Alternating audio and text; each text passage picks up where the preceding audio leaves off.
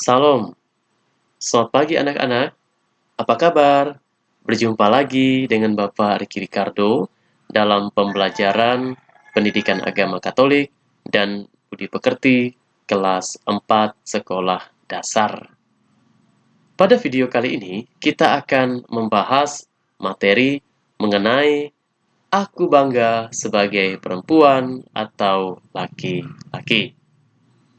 Adapun tujuan dari pembelajaran ini adalah peserta didik dapat menyebutkan ciri-ciri fisik yang khas laki-laki dan perempuan dengan benar. Peserta didik dapat menjelaskan maksud Allah menciptakan manusia laki-laki dan perempuan dengan benar. Peserta didik dapat merawat diri sebagai perempuan atau laki-laki dengan benar.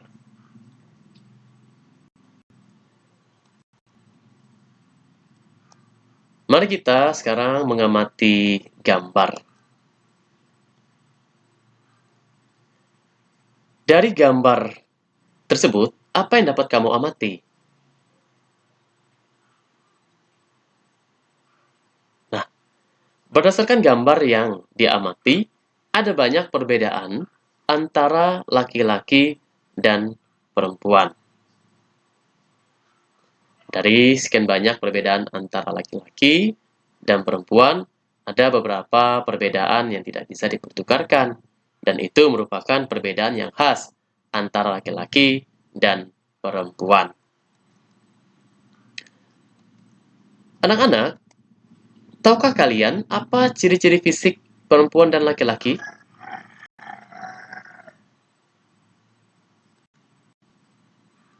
Nah, inilah ciri-ciri perempuan dan laki-laki secara fisik.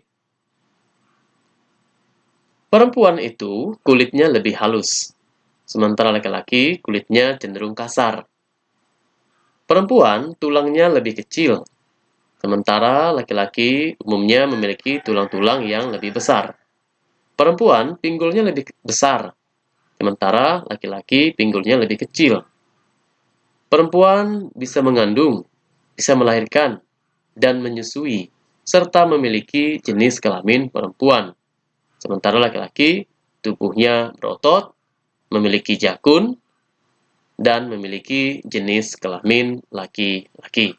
Nah, lalu dari tabel ini, mana ciri-ciri yang khas yang tidak bisa dipertukarkan antara perempuan dan laki-laki?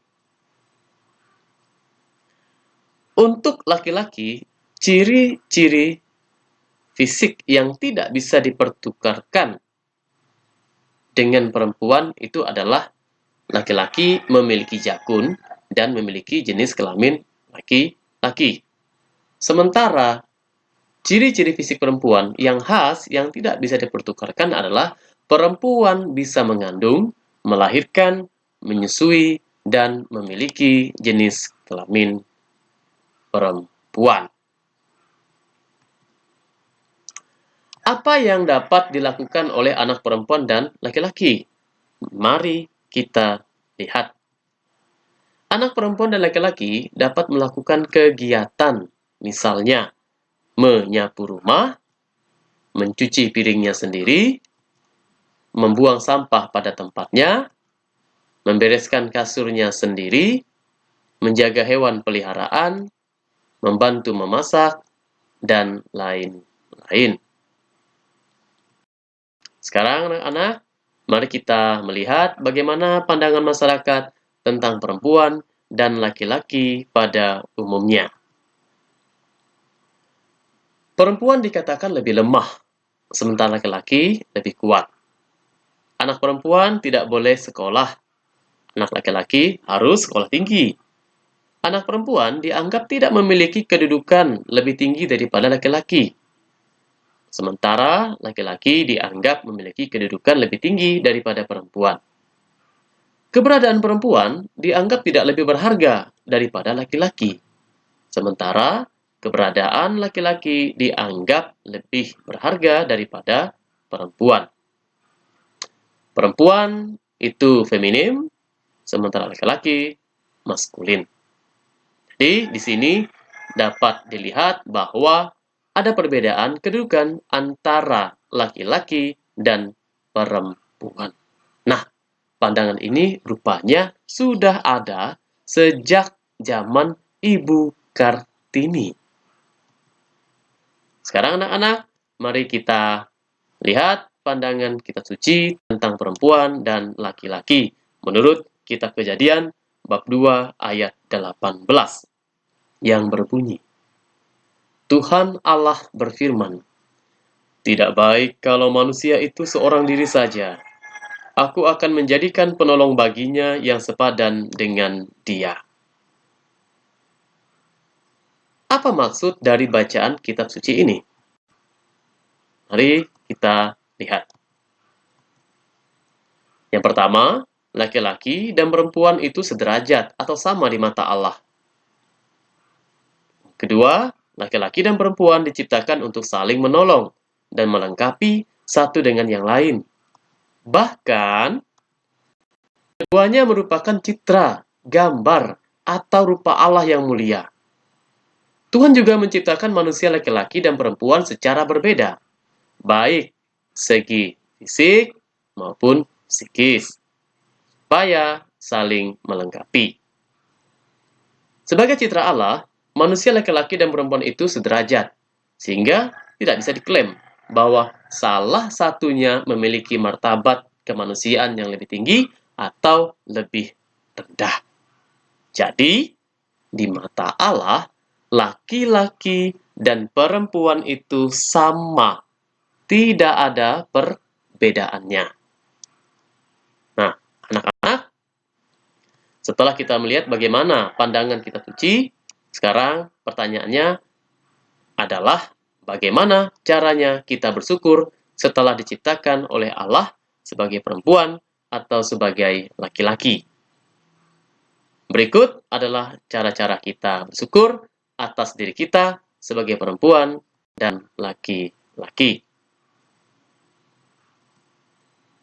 Yang pertama, tekun berdoa, saling bekerja sama, membantu orang tua di rumah, menghormati bapak dan ibu guru di sekolah. Anak-anak, kita juga harus menyadari bahwa kenyataan diri sebagai perempuan dan laki-laki bukanlah sebuah kebetulan.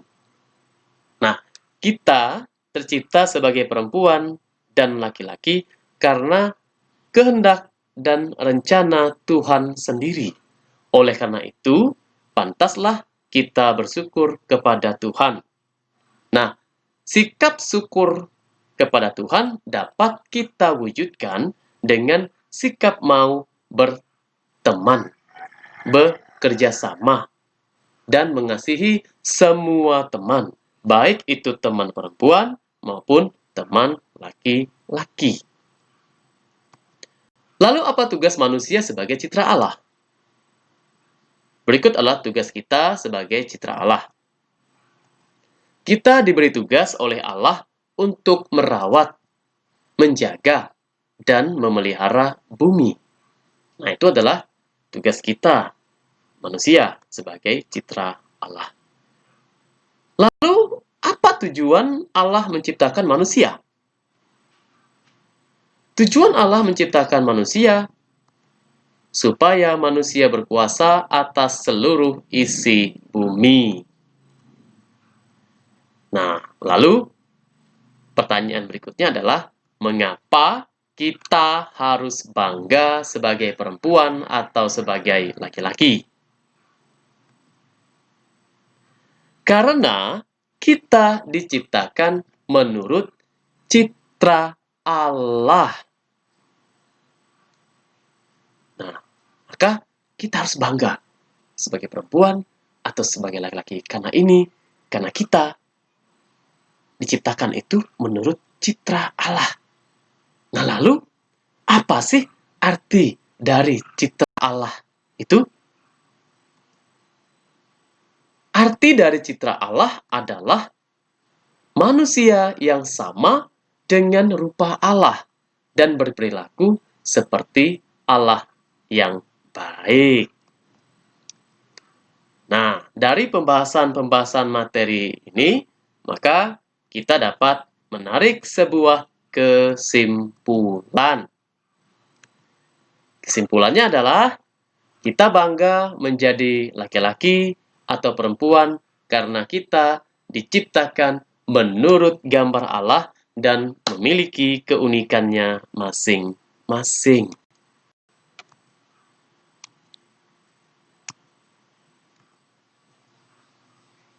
Baik, anak-anak semua, sekian video pembelajaran materi Aku Bangga Sebagai Perempuan atau Laki-laki pada pagi ini.